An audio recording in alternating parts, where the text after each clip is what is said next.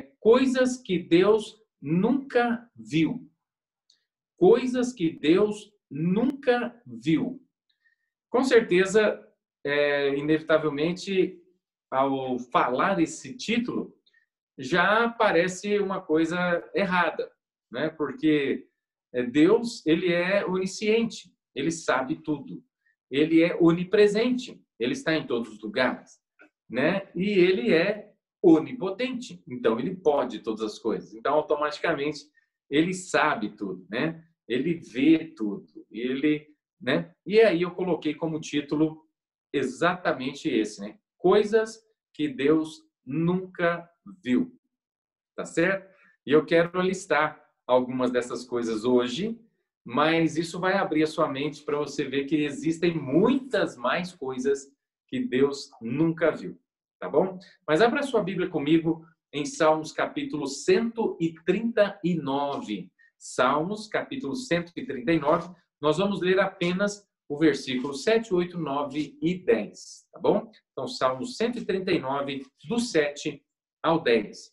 Aqueles que puderem, abram sua Bíblia, por favor.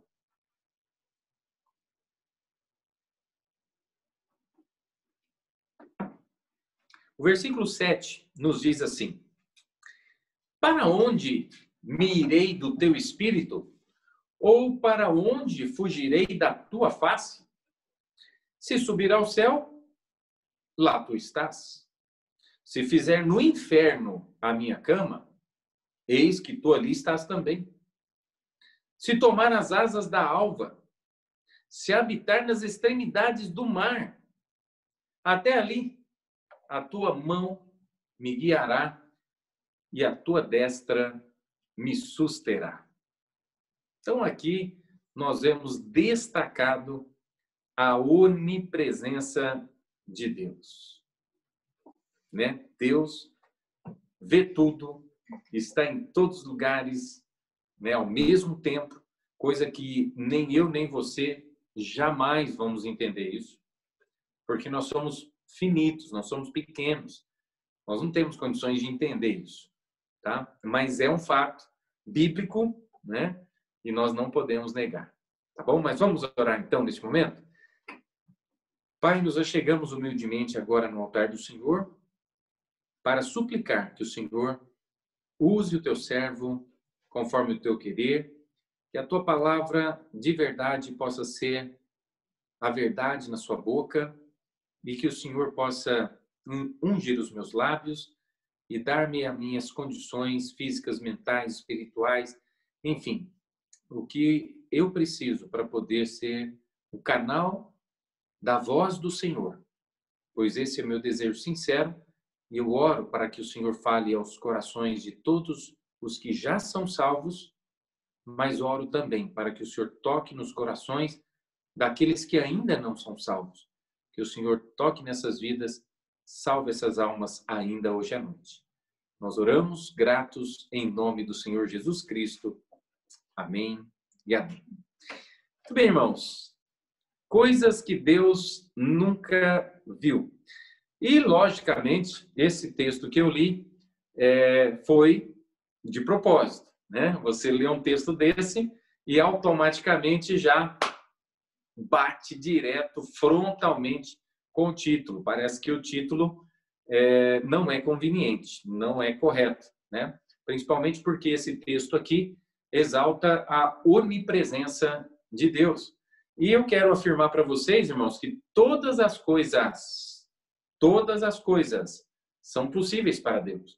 Eu não tenho dúvida disso. Você não precisa ter dúvida disso. Todas as coisas são possíveis para Deus. Até aquilo que para nós é impossível, para Deus é possível. Então, não estou de maneira nenhuma querendo dar descrédito para a pessoa do Senhor Deus, né? Do Senhor Jesus Cristo, ou tentando até mesmo diminuir o seu poder de jeito nenhum, né? Eu pergunto, haveria algo que Deus realmente nunca viu? Ou algo que seja impossível para Ele? Então, no primeiro momento aí, nós podemos responder afirmativamente né, que não existe nada. Tudo é possível para Deus. Ele vê tudo, ele sabe tudo. Então, não vem com essa história. Agora o senhor vem me pregar sobre coisas que Deus nunca viu? Mas você vai concordar comigo que existem coisas que Deus nunca viu, né? Não estou querendo, logicamente, como disse, desmerecer Deus em hipótese alguma, mesmo que eu tentasse, eu não conseguiria. Mas eu gostaria de afirmar que existem fatos que Deus nunca viu, não para rebaixar o seu poder ou para rebaixar a sua onisciência, mas para exaltar a sua santidade, exaltar o seu amor, exaltar o seu poder e etc. E aí nós poderíamos ir longe exaltando Deus, tá bom? Então, quais seriam esses fatos que Deus nunca viu? Eu poderia, de verdade, depois que eu comecei a pensar, analisar toda essa questão, existem muitos fatos, irmãos, muitos. Mas eu gostaria de alistar pelo menos 3 desses, tá bom? E o primeiro que eu gostaria de mencionar é: Deus nunca viu um homem que ele não possa amar. Ele nunca viu. Ele ama você. Você que está ouvindo esta mensagem agora, eu quero que você entenda. Você pode ser a pessoa que for. Talvez você vai dizer para mim, pastor, mas o senhor não me conhece. O senhor não sabe quem sou eu. O senhor não sabe a vida que eu já vivi. O senhor não sabe os crimes que eu já cometi. O senhor não tem noção. Como é que o senhor vem me falar uma coisa dessa? Então, eu estou falando para você também. Deus nunca viu um homem que ele não possa amar. Ele te ama. De verdade. Em João capítulo 3, versículo 16, diz assim: porque Deus amou o mundo.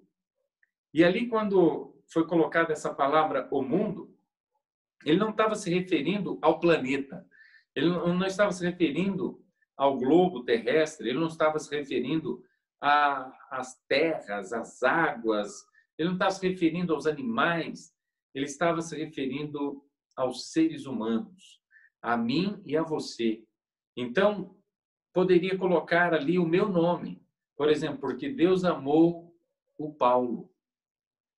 E, de repente, você que está assistindo, Deus amou o Antônio. Porque Deus amou o Joaquim. Porque Deus amou a Ângela. Porque Deus amou a Denise. E assim por diante. E nós poderíamos colocar o nome de qualquer pessoa aqui que diz assim: porque Deus amou o mundo de tal maneira que deu seu Filho unigênito para que todo aquele que nele crê não pereça, mas tenha a vida eterna. Então, ele amou você. Ele nunca conseguiu ver um homem que ele não pudesse amar. Ele ama. E é interessante, irmãos, porque quando ele fala assim, porque Deus amou o mundo, este mundo aqui engloba todos os seres humanos de todos os tempos. Isso aqui mexe com a nossa cabeça. Mesmo seres humanos, pessoas do passado, ele ama. Mesmo pessoas do presente, ele ama. E mesmo pessoas do futuro, ele ama. Eu sei que para nós isso é difícil. Por quê? Porque nós tivemos um início, mas Deus não teve esse início. Ele nunca teve um começo e nunca terá um fim. Então ele ama desde lá, ó, desde Adão e Eva, desde Caim que matou Abel. Você fala, mas o que é isso, pastor? Não pode, Deus não ama Caim. Deus não conseguiu amar Caim. Pois é, mas ele amou Caim também. Ele amou todos, ele amou o mundo todo. E eu sei que quando aquelas torres gêmeas caíram, né, em 11 de setembro de 2001, que eu estava lá no Amazonas, né, fazendo uma visita missionária naquela região, Então, na verdade, eu vi a queda das Torres Gêmeas lá no alto do Rio Negro, numa cidade chamada São Gabriel da Cachoeira. Uma cidade que é conhecida, né, até mesmo por um agrupamento de montanhas que tem ali próximo, que é chamada de Bela Adormecida. Fica parecendo a montanha, o formato da montanha fica parecendo uma mulher deitada.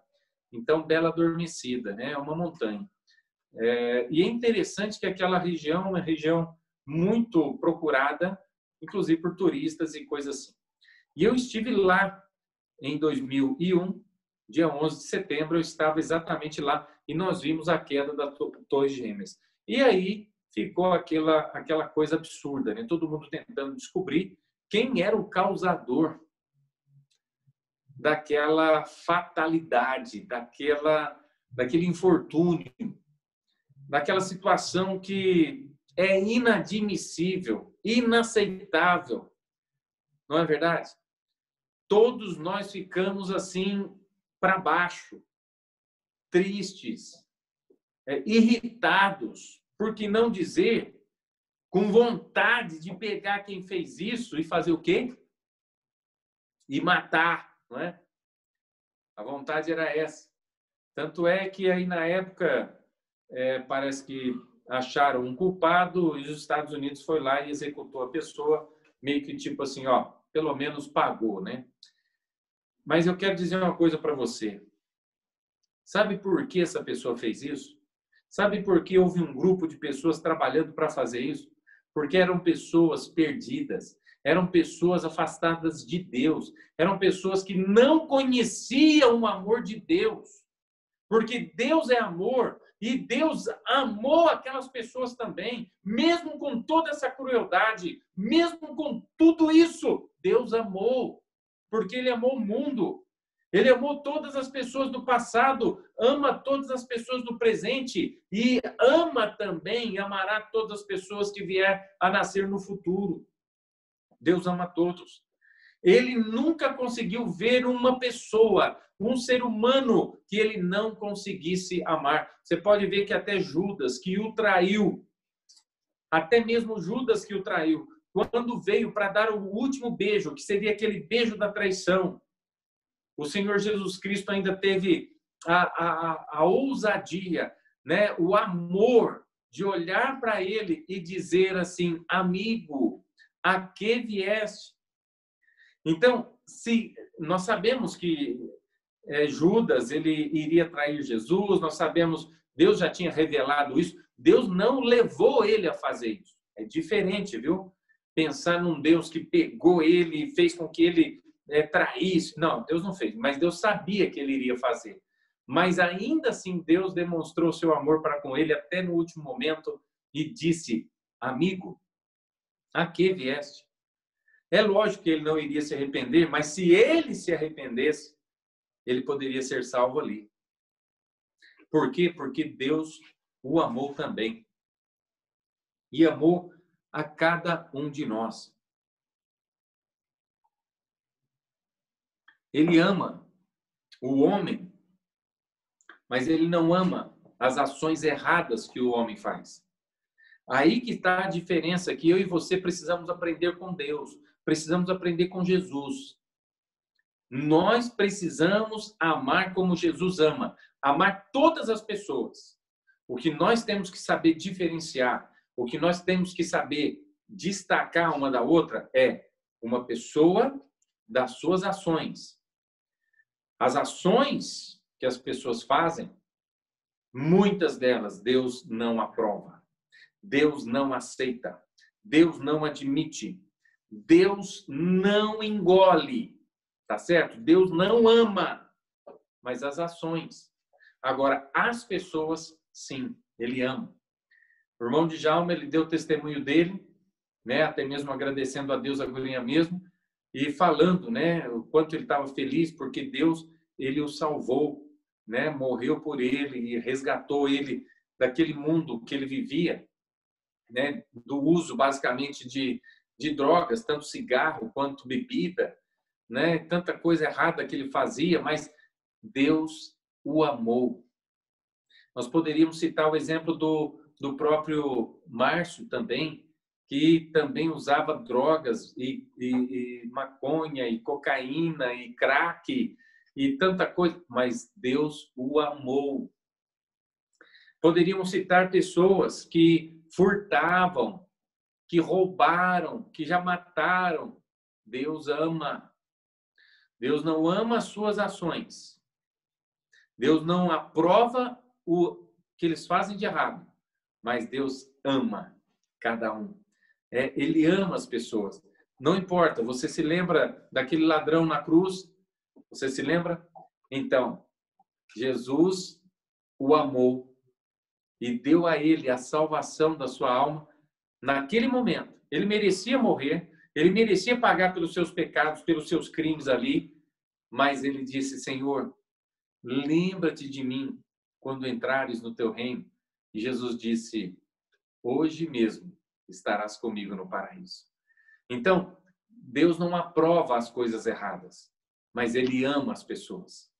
Amém, irmãos? Por pior que seja a pessoa, para Deus, não interfere em seu amor por aquela alma. Então, está aí algo que Deus nunca viu.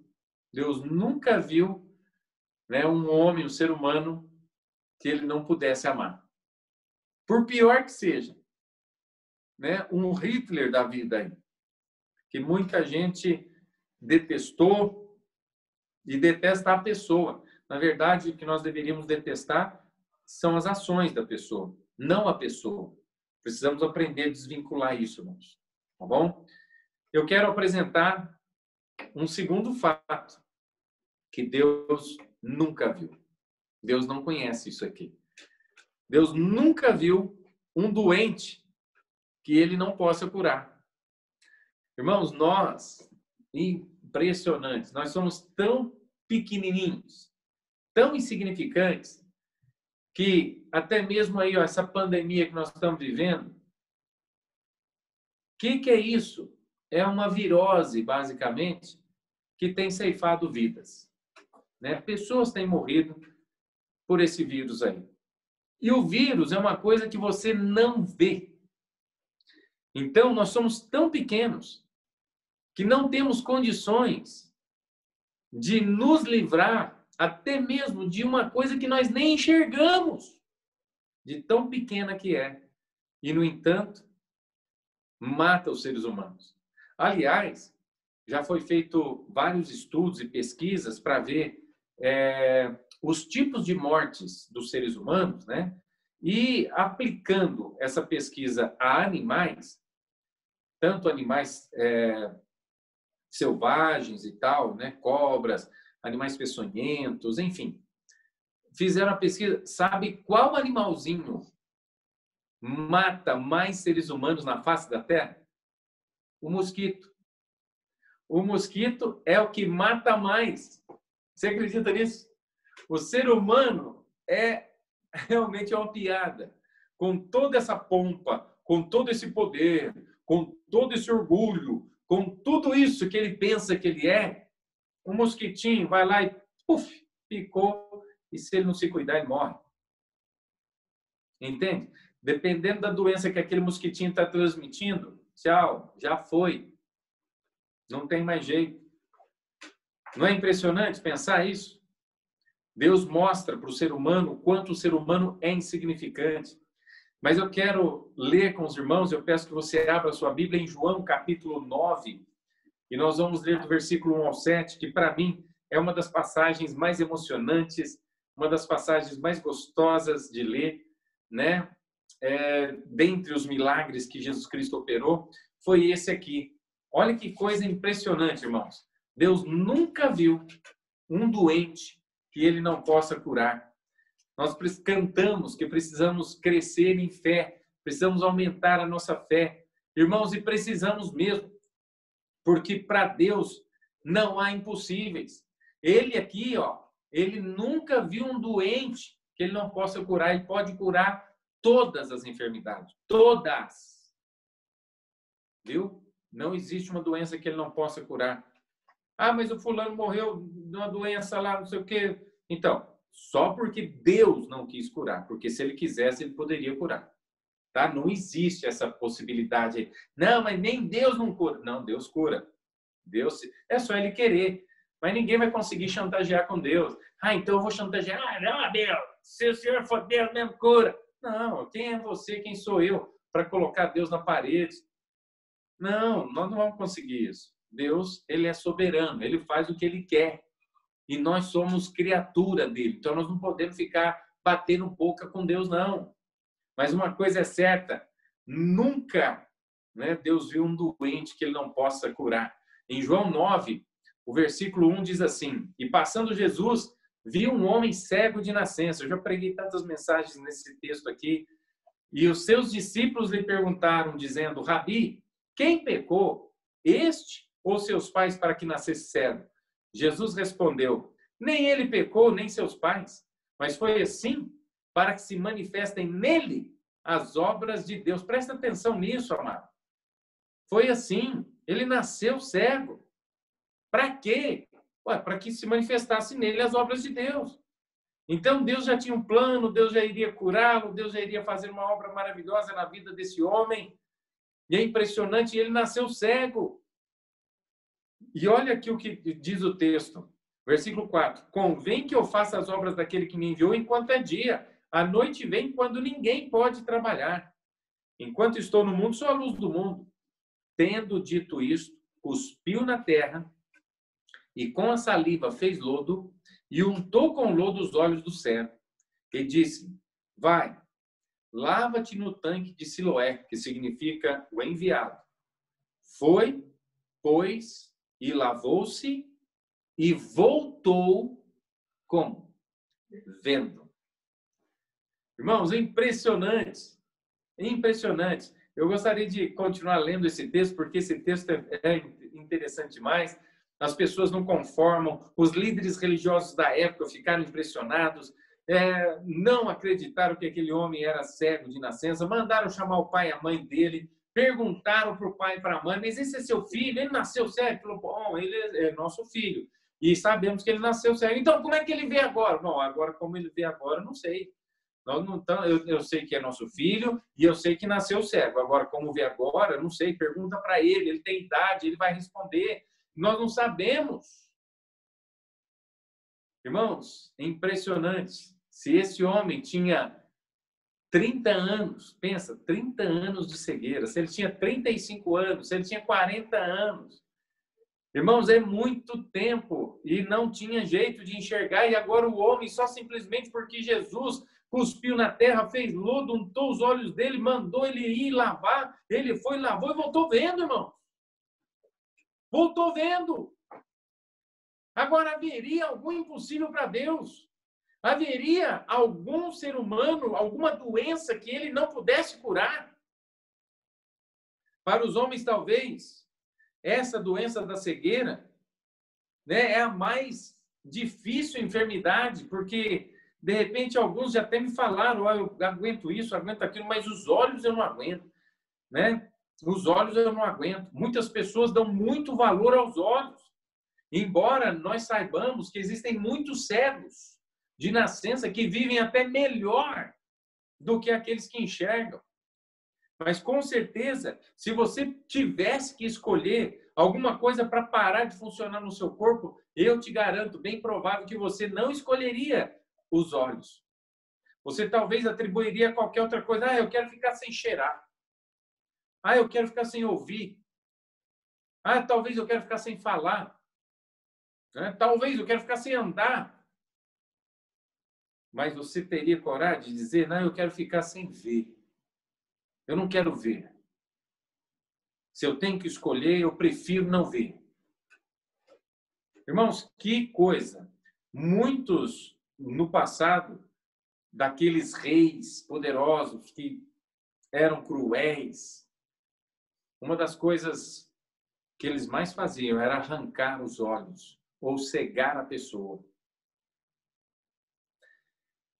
É algo grave. A gente quer ver, a gente quer enxergar. Começa a aumentar o grau, as pessoas já começam a ficar preocupadas: não estou enxergando, não estou enxergando. Puxa vida.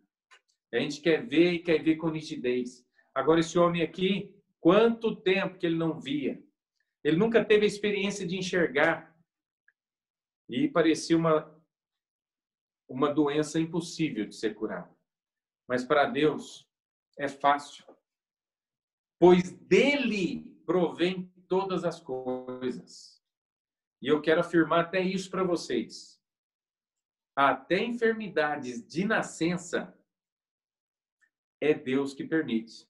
Você fala, não é possível. Tá bom, então vá lá comigo em Êxodo capítulo 4, versículo 11. O Senhor Deus estava falando com Moisés e tentando, convencê-lo para Moisés voltar ao Egito, para libertar o seu povo de lá. E Deus falando, batendo aquele papo com ele, e ele resistindo, e ele endurecendo o coração, e ele apresentando uma desculpa, e apresentando outra desculpa, e aquela coisa toda. E então Deus acaba ficando bravo com Moisés e fala no versículo 11, Êxodo 4:11. Olha o que Deus falou. E disse-lhe o Senhor: quem fez a boca do homem? Irmãos, porque Deus poderia, ele que nos fez, ele poderia fazer a gente sem falar, ué. Poderia fazer a gente sem boca. Ah, que isso? Poderia fazer sem boca. Porque você acha que alguém que não fala e não consegue comunicar? Consegue comunicar, sim. Tem muitas pessoas que são mudas, que conseguem comunicar e comunica muito bem. Entendeu? Então, Deus, se ele quisesse, ele poderia ter feito o ser humano sem boca. Mas ele perguntou assim, quem fez a boca do homem? Ou quem fez o mudo? Ou o surdo? Ou o que vê? Ou o cego? Não sou eu? O Senhor? Irmãos, é impressionante como Deus é soberano sobre o céu, sobre a terra, é Deus absoluto. E quando ele faz, não adianta ficar reclamando, não adianta ficar lastimando. Nós temos que agradecer, porque nós somos criatura. Nós não somos criadores. E a criatura não pode reclamar para o seu Criador: por que me formaste assim? Por que me fizeste assim? Eu queria enxergar e o Senhor me fez cego. Que situação. Mas a gente não vê esse rapaz agora reclamando pelos 20, 30, 40 anos de cegueira. A gente vê ele agradecendo, feliz, satisfeito, porque ele alcançou a cura.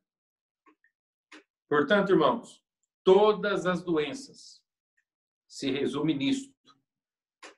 Deus pode curar qualquer doença.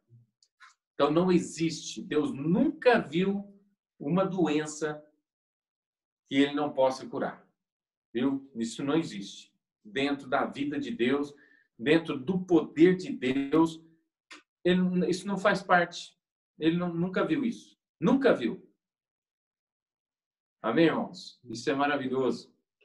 E eu quero, basicamente, caminhar já para o finalmente, dizendo que Deus também, ele nunca viu um substituto para o sangue de Cristo.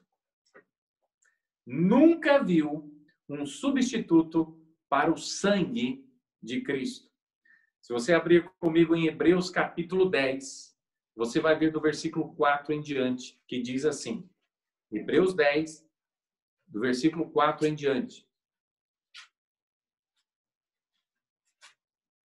A palavra de Deus nos diz: porque é impossível que o sangue de touros e dos bodes tire os pecados. Por isso, entrando no mundo, diz: sacrifício e oferta não quiseste, mas corpo me preparaste. Holocausto e oblações pelo pecado não te agradaram. Então disse: eis aqui venho. No princípio do livro está escrito de mim, para fazer, ó Deus, a tua vontade. Quem está falando aqui? Está se referindo a quem? Aqui é o sangue de Cristo. É o próprio Senhor Jesus Cristo. Veja que o versículo 4 diz: porque é impossível que o sangue de touros e dos bodes tire os pecados. É impossível. Então, nenhum sangue consegue substituir o sangue de Cristo. O sangue de Cristo é insubstituível. Um detalhe importante: só o sangue de Cristo pode purificar-nos dos nossos pecados. Não existe outro sangue, tá? Em Hebreus capítulo 9, versículo 11 e 12 diz: mas vindo Cristo, o sumo sacerdote dos bens futuros, por um maior e mais perfeito tabernáculo, não feito por mãos, isto é, não desta criação, nem por sangue de bodes e bezerros, mas por seu próprio sangue, entrou uma vez no santuário, havendo efetuado uma eterna redenção. Amém, irmãos? Só o sangue de Cristo pode nos dar a salvação eterna. Você não vai encontrar isso em outro lugar. Há pessoas que querem se basear e desmerecer o sangue de Cristo, falando que é possível a pessoa ser salva através das suas obras. E Efésios, capítulo 2, versículos 8 e 9, já deixa isso muito claro. Porque pela graça sois salvos por meio da fé. E isso não vem de vós, é dom de Deus. Não vem das obras, para que ninguém se glorie. E é um fato. O homem, como é orgulhoso, se ele conseguisse chegar no céu pelas suas próprias obras, quanto orgulho ele não teria lá? Ele chegaria lá no céu e diria: bom, eu cheguei aqui porque eu fiz. Eu mereci, eu fiz a minha parte, eu cheguei porque, entende? Como muita gente se vangloria hoje só porque de repente conseguiu um emprego melhor, só porque de repente conseguiu dominar um idioma, só porque conseguiu de repente fazer uma viagem dos sonhos e fala: não, mas eu consegui, isso aqui, ó, esse carro eu comprei com o meu suor, essa casa que eu construí com o meu trabalho, isso aqui, quer dizer, a pessoa já é doidinha para ficar se exaltando a si mesma. Agora imagina se ela conseguir chegar no céu pelas suas próprias obras. É um negócio que não cabe, não tem condições. Na nossa vida é impossível alguém chegar ao céu pelas suas próprias obras. Não vem das obras para que ninguém se glorie. Todos que se dizem pregadores e pregam que a salvação depende das obras, blasfemam do sangue de Jesus Cristo. E isso aqui é sério, irmãos. Eu lamento dizer isso para vocês, mas muita gente está blasfemando o nome de Jesus, apoiando-se numa falsa ideia, apoiando-se num falso ensinamento, numa falsa doutrina, dizendo que é possível alcançar a salvação pelas suas próprias obras. Então, o sangue de Cristo serve para quê? E Deus nunca encontrou, nunca viu um substituto para o sangue de Cristo. Então, não tem substituto. Não há essa possibilidade. Então, irmãos, nós vimos hoje, basicamente, aí, 3 coisas, né? 3 fatos que Deus nunca viu.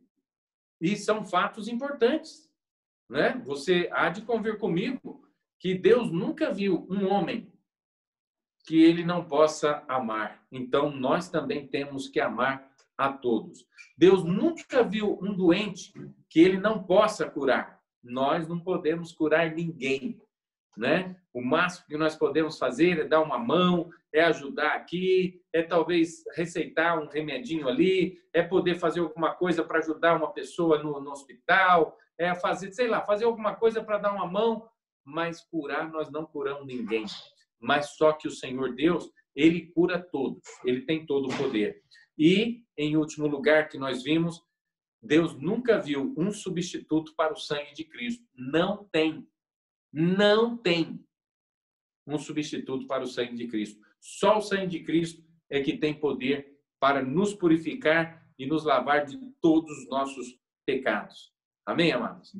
E, conclusão, eu queria apenas dizer o seguinte: estes fatos que nós mencionamos, esses 3 fatos, jamais foram vistos por Deus. Um homem que ele não consiga amar, né? Uma doença ou um doente que ele não consiga curar, ou um substituto para o sangue de Cristo.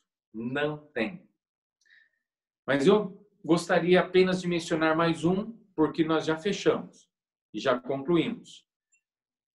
Eu quero também dizer uma coisa. Existe mais algo que Deus nunca viu. Ele nunca viu um pecador que ele não possa salvar, desde que esse pecador aceite e queira o perdão de Deus. Não existe. Essa ideia de que aquele já nasceu para ir para o inferno mesmo. Aquele outro já vai para o céu, não tem jeito. Esse vai para o inferno, esse vai para o céu. Não, não, não. Deus, ele não faz acepção de pessoas. E ele nunca viu um pecador que ele não possa salvar. Só se este pecador rejeitar o presente que ele dá. Amado, eu quero desafiar você. Você já abriu o seu coração para Jesus? Você já depositou a sua fé nele como sendo ele o único Salvador e Senhor que tem poder para te resgatar das trevas e escrever o seu nome no livro da vida? Se você ainda não fez isso, abra o seu coração para Jesus, receba-o como seu Salvador e Senhor. Admita que você é um pecador perdido. Creia que ele morreu no seu lugar, morreu a sua morte e te deu condições de você viver a vida dele. Peça a ele perdão pelo seu pecado. Peça a ele para salvar a sua alma. Peça a ele para escrever o seu nome no livro da vida. Ele vai fazer. Por quê? Porque esse é mais um impossível de Deus. Ou seja, ele nunca viu um pecador que ele não possa salvar. Se você se chegar a ele, como ele mesmo disse em Mateus 11:28, vinde a mim, todos vós que estáis cansados e oprimidos, e eu vos aliviarei. Pode ir até ele. Ele vai salvar você. Amém? Vamos orar.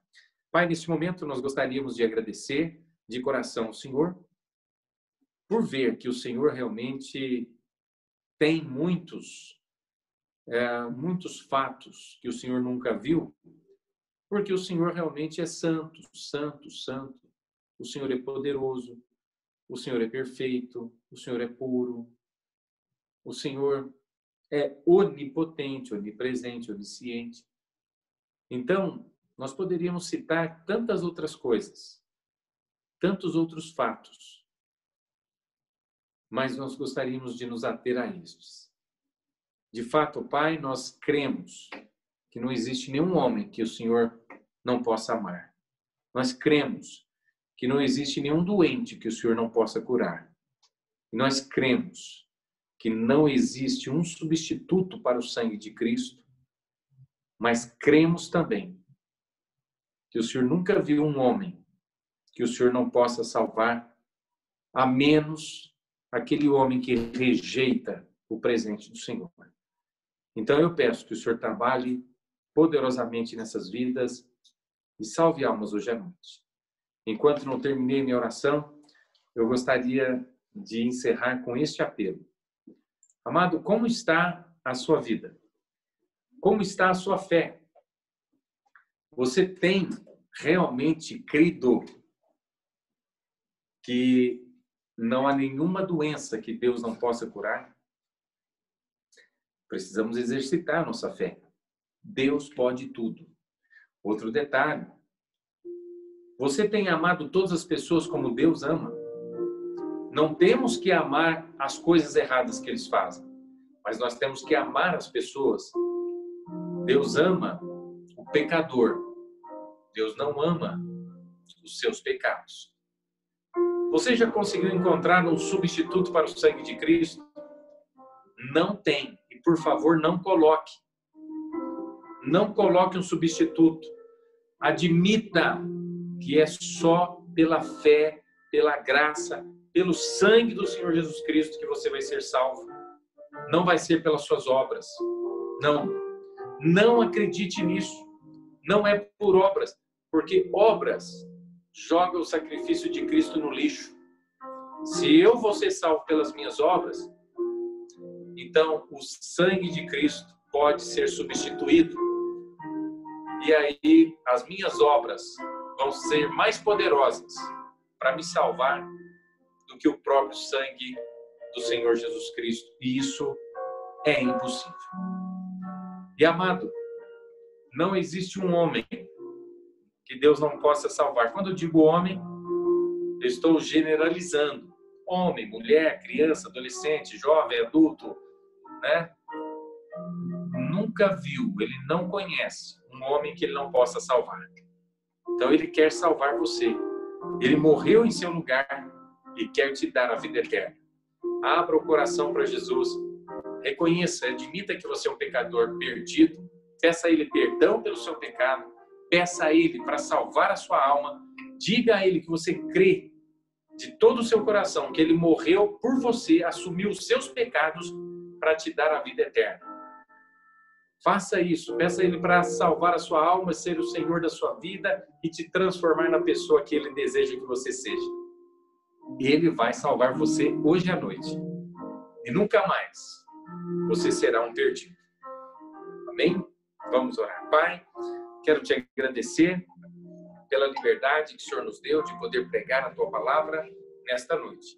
Quero agradecer também por todas as pessoas que estão a nos assistir, mesmo que virtualmente, mas estão ao vivo. Agradeço tanto pelas pessoas que estão no Zoom, quanto pelas pessoas que estão no YouTube. Mas eu peço, Pai, também por aqueles que ainda não receberam o Senhor Jesus, que o Senhor possa tocar em seus corações, salvar as suas almas, transformar as suas vidas. Pai, eu clamo que o Senhor conceda a todos nós uma excelente noite de descanso, um maravilhoso dia amanhã, e que o Senhor realmente nos dê a graça de testificar do Senhor para outras pessoas. Nós clamamos, gratos por tudo que o Senhor já fez e irá fazer em nossas vidas, em nome do nosso querido Senhor e Salvador, o Senhor Jesus Cristo, a quem seja dada toda honra, louvor e glória. Amém. Amém, irmãos? Louvamos a Deus pela sua fidelidade, pela sua constância, né? Vamos continuar firmes servindo ao Senhor, né? E tenham todos uma excelente noite na presença do Senhor Jesus, tá? Fale do amor dele essa semana para alguém. Deixa a sua boca ser porta-voz, né? Todo o seu aparelho fonador, porta-voz da mensagem do Senhor Jesus Cristo. São 9h. Deus abençoe cada um e tenham todos uma excelente noite na doce presença do Senhor. E até quarta-feira, se Deus assim nos permitir. Tá bom? Tchau e até lá!